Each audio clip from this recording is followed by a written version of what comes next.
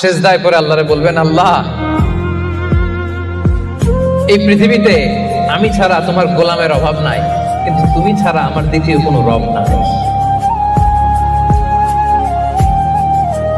চোখের পানি ছেড়ে আল্লাহরে ডেকে বলেন, আল্লাহ এই জমিনে আমি ছাড়া তোমার গোলামের কোনো অভাব নাই, কিন্তু তুমি ছাড়া দ্বিতীয় কোনো রব আমার নাই, তুমি ছাড়া দ্বিতীয় কোনো জায়গায় চাওয়ার সুযোগ আমার নাই।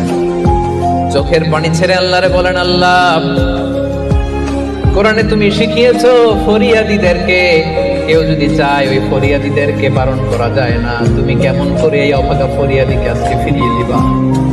চোখের পানি ছেড়ে আল্লাহর কাছে চা, সব তিনি দিয়ে দিতে পারেন। চিল্লায় বলেন ঠিক কিনা?